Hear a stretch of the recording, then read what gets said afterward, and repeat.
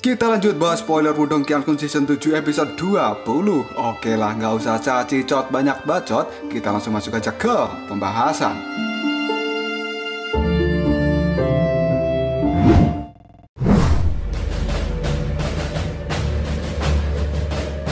Suasana di dalam penyimpanan pil samsara pada saat ini menjadi sangat tegang. Karena pada saat Lindong akan mengambil pil samsara itu, tiba-tiba saja datang 4 orang yang langsung memberikan serangan yang mengarah pada organ vital dari Lindong.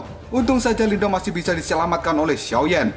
Jika tidak, kemungkinan Lindong akan menderita luka yang cukup serius. Dan pada saat ini, pimpinan dari 4 orang yang baru saja datang itu, mereka juga menginginkan pil samsara dan mereka meminta pada Lindong untuk menyerahkan pil samsara itu. Mendengar permintaan yang sangat memaksa dari pemuda berbaju hijau, hal ini membuat Lindong menjadi sangat marah. Kemudian dia mengepalkan tinjunya dan berkata dalam hati, "Sepertinya orang itu akan menguji kekuatanku saat ini. Baiklah, aku akan memberikan serangan pada mereka, karena itu adalah yang mereka minta." Namun tiba-tiba saja, pada saat Lindong akan melancarkan serangannya, kini Xiaodio keluar di pundak Lindong dan dia mengatakan, "Lindong, tunggu. Jangan lawan mereka. Biarkan saja mereka mengambil pil samsara itu." Sontak kata-kata dari Xiaodio membuat Lindong menjadi sangat bingung. Padahal Xiaodio sangat membutuhkan pil itu. Kenapa tiba-tiba dia mengizinkan 4 orang itu untuk mengambil pil samsara? Lindong yang sudah sangat paham dengan Xiaodio, dia pun pada saat ini menuruti perintah dari Pangeran Martin Langit tersebut. Namun tidak lama kemudian, Xiaoyan berjalan maju dan akan melawan 4 orang itu. Dengan cepat Lindong pun menarik tangan dari Xiaoyan. Hal ini membuat Xiaoyan menjadi bingung dengan apa yang dilakukan oleh Lindong. Karena sambil menarik tangan Xiaoyan, Lindong pun berkata, "Xiaoyan, jangan, kita mundur dulu." Hal ini benar-benar membuat Xiaoyan bingung dengan apa yang dikatakan oleh Lindong. Namun dirinya tetap akan menurut pada kakaknya itu. Pemuda berbaju hijau yang menatap Lindong pada saat ini dirinya mengatakan bahwa sepertinya Lindong tidak akan berani melawan mereka. Karena bagaimanapun juga, kekuatan Lindong dan juga Xiaoyan hanyalah di tahap nirwana level 1. Sedangkan dalam kelompok pemuda berbaju hijau ini terdapat 2 orang nirwana level 2 dan juga 2 orang lagi puncak nirwana level 1. Jelas-jelas jika dipikirkan secara logika, kelompok dari Lindong tidak akan bisa mengalahkan kelompok 4 orang ini.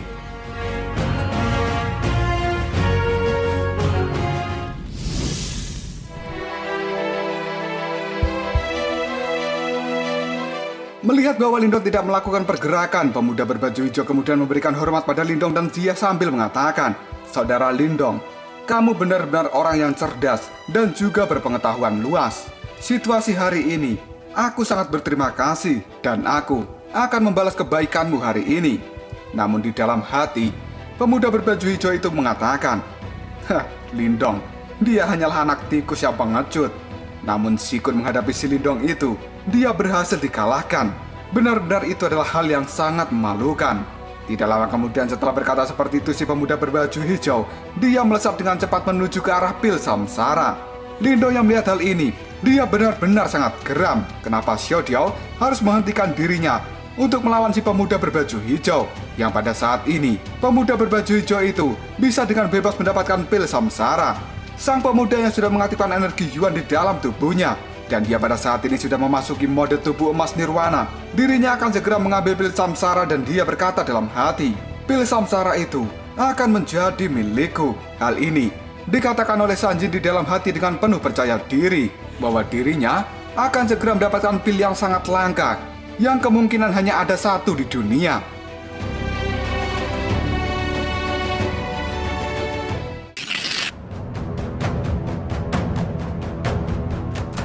Sanjin yang sudah mengaktifkan tubuh emas nirwana level 2-nya, dia pada saat ini mengulurkan tangan dan akan segera mengambil pil samsara tersebut. Namun tiba-tiba saja Sanjin merasakan sebuah energi yang sangat aneh dari pil samsara itu. Namun dirinya tetap yakin bahwa pada saat ini akan bisa mendapatkan pil samsara dengan segera. Dan tidak butuh waktu lama, tubuh emas nirwana yang ada di dalam tubuhnya ketika mendekati pil samsara tersebut, tiba-tiba saja tubuh emas nirwana itu menjadi meredup. Dan semakin lama, tubuh emas nirwananya menunjukkan tanda-tanda akan segera padam.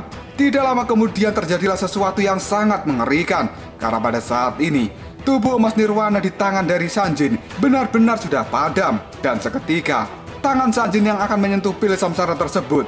Daging di dalam tangannya mulai berkurang, bahkan kulitnya pada saat ini juga menyusut. Melihat hal ini, mata dari Sanjin menunjukkan sebuah ketakutan yang sangat luar biasa. Namun sekarang Sanjin tidak bisa menarik tangannya itu. Dia merasa bahwa tangannya telah terjebak di dalam pelindung dari pil samsara itu. Sanjin yang panik pun dia berteriak, "Apa yang terjadi? Kenapa tanganku menjadi seperti ini?" Sanjin pun merasakan sakit yang sangat luar biasa. Dia berteriak dengan keras. Bahkan teriakannya itu meraung-raung tidak jelas di dalam ruangan itu. Dan kini, sesuatu seperti batu segera menempel pada tangan dari Sanjin. Karena dirinya merasakan bahaya yang sangat luar biasa. Dan Sanjin tidak mau mati. Dia segera mengaktifkan energi pemotong dari tangan satunya sambil menggertakkan giginya. Dengan terpaksa Sanjin pada saat ini memotong tangannya yang sudah terjebak di dalam pelindung dari pil samsara. Darah dari potongan tangan Sanjin kali ini muncrat kemana-mana.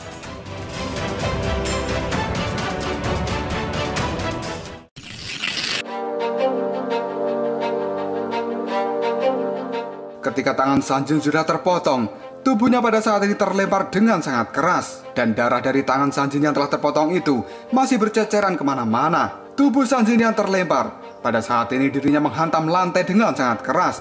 Dan Sanjin pun berteriak kesakitan. Darah dari dalam tangannya yang terpotong juga masih mengalir. Sanjin pun memegangi tangannya tersebut dengan masih merintih kesakitan. Dirinya pun kali ini berguling-guling tidak karuan. Karena rasa sakit yang dia rasakan adalah sesuatu yang tidak bisa diremehkan. Para junior dari Sanjin melihat kakak seniornya merasakan sakit seperti itu, mereka pun dengan segera berkumpul dan mendekati tubuh dari Sanjin. Sedangkan Lindong pada saat ini hanya melihatnya dan dia tidak berkomentar apapun.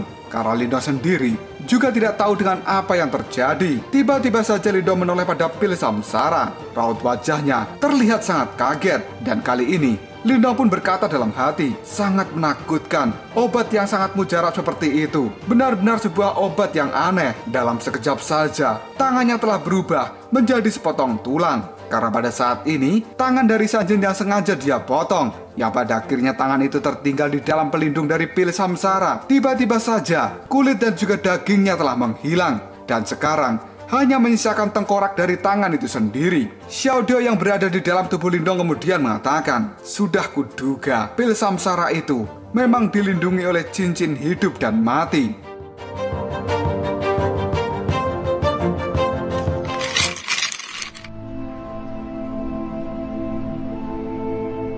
Lindong yang masih tidak paham dalam perkataan Xiaodio mengenai apa yang dia sebutkan tentang cincin hidup dan mati pada pil samsara. Pada saat ini, dirinya menjadi melongo dan dia bertanya pada Xiaodio, apa itu cincin hidup dan mati?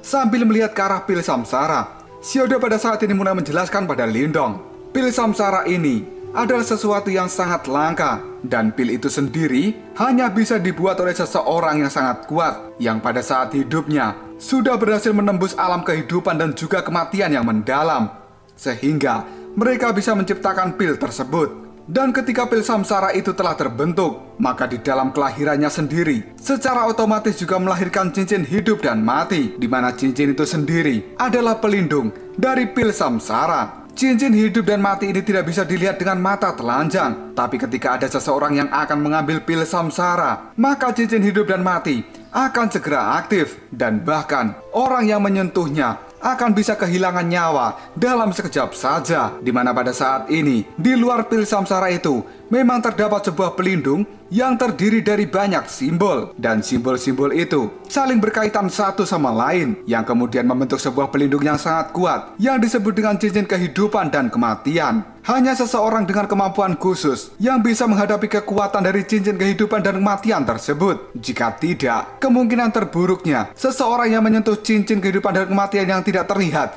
mereka akan segera kehilangan nyawanya. Sambil masih memandangi pil samsara, Xiaodio pada saat ini mengatakan, sebelumnya aku tidak yakin apakah pil samsara itu memiliki perlindungan atau tidak. Jadi aku biarkan saja orang itu yang ingin mengambilnya. Maka dari itu aku menahan dirimu supaya tidak membuat keributan. Dan ternyata tampaknya kehati-hatianku itu pada saat ini memanglah hal dan juga keputusan yang sangat benar. Dengan tatapan yang sangat bingung, Lindong pada saat ini bertanya pada Xiaodio, apakah cincin kehidupan dan kematian itu bisa dirusak? Sambil melihat ke arah Lindong, Xiaodio pun mengatakan, sepertinya ini akan menjadi sesuatu yang sulit.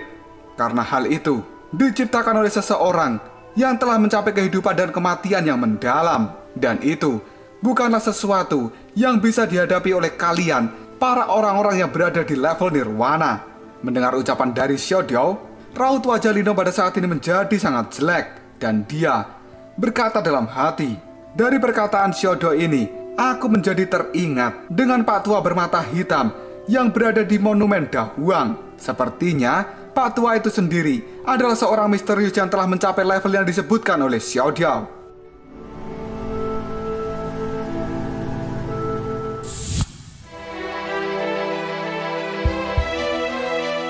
Tubuh Sanjin yang pada saat ini masih terbaring di lantai. Dia masih memegangi tangannya karena rasa sakit yang dia rasakan belum juga menghilang. Hal ini membuat para junior Sanjin menjadi sangat panik. Lindong yang melihat keadaan dari Sanjin yang sangat mengenaskan, dirinya lalu bertanya pada Xiaodiao, apa yang harus kita lakukan sekarang? Dengan cepat, Xiaodiao pun mengeluarkan sebuah buku kuno dan dia mencari cara untuk menghadapi cincin kehidupan dan kematian.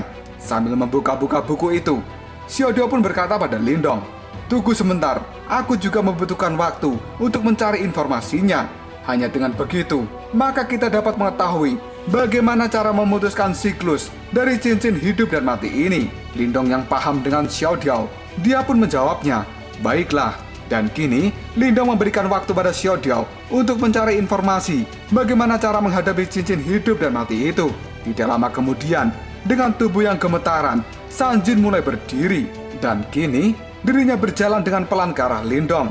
Melihat Sanjin telah bangun, Lindong pun menjadi waspada. Tidak lama kemudian, Sanjin pun berteriak, Lindong, kamu sebenarnya sudah tahu kan dengan apa yang akan terjadi? Maka dirimu dengan sengaja membuat diriku ini maju untuk mengambil pil samsara itu. Mendengar ucapan dari Sanjin yang sedang menuduh dirinya, tatapan mata dari Lindong pada saat ini menjadi sangat tajam dan dia menjawab perkataan dari Sanjin. Beraninya kau menuduhku? Apa yang kau alami pada saat ini semua adalah karena keserakahanmu sendiri. Rasakan itu. Mampus saja kau. Mendengar ucapan dari Lindong, Sanjin pun menjadi sangat marah dan dia kini berteriak, Lindong, kamu cari mati ya? Melihat kakak seniornya sudah sangat marah dengan Lindong, kini para junior dari Sanjin juga sudah bersiap untuk melakukan pertarungan. Namun tiba-tiba saja terdengar sebuah suara yang mengatakan, hehe, rupanya di tempat ini cukup ramai juga. Dan tidak lama kemudian, seseorang pun masuk ke dalam ruangan itu. Kelompok dari Sanjin menoleh pada siapa orang yang telah datang ke tempat ini. Dengan perlahan, seseorang yang baru masuk itu melangkahkan kakinya dan mendekat ke arah Sanjin. Hal ini membuat kelompok dari Sanjin itu terlihat sangat ketakutan. Dan tiba-tiba saja, pemuda yang baru saja masuk, dia tersenyum dan mengatakan, ruangan ini memang benar-benar ruang alkimia dari 4 sekte besar misterius. Bahkan obat yang sangat langka di dunia juga berada di tempat ini.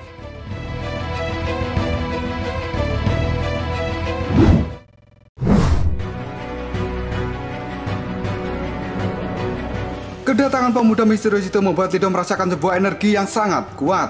Sambil melihat ke arah pemuda yang baru saja datang, Lindong berkata dengan lirih, aku pada akhirnya bertemu dengan orang yang akan merepotkan. Kekuatan orang itu memiliki fluktuasi yang jauh lebih kuat dari 2 orang nirwana level 2 di tempat ini. Pemuda yang memakai baju berwarna merah kini terus berjalan masuk dan mendekati kelompok dari Sanjin. Hal ini membuat Sanjin dan juga orang-orangnya terlihat sangat ketakutan. Dengan raut wajah yang panik, Sanjin pun mengatakan, sekarang akan menjadi hal yang sangat merepotkan. Dan para juniornya juga terlihat ketakutan dengan pemuda yang baru datang tersebut.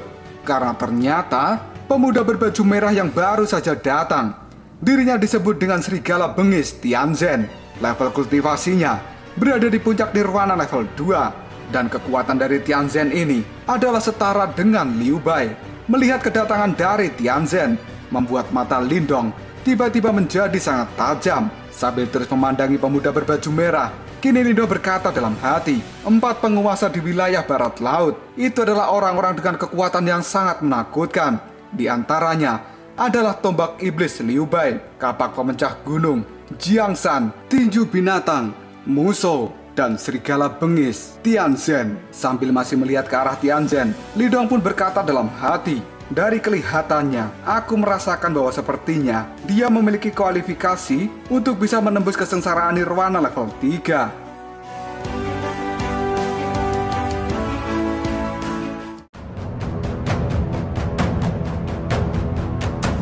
Lalu apakah yang akan terjadi selanjutnya? Apakah Lindong akan melawan Tianzhen yang merupakan salah satu dari 4 penguasa di wilayah barat laut ini? Karena Tianzhen bukanlah seseorang yang bisa diremehkan, dan banyak orang-orang dari wilayah barat laut yang sangat takut jika bertemu dengan Tianzhen. Jika kalian penasaran, tunggu aja jawabannya di next video Koprol Shop.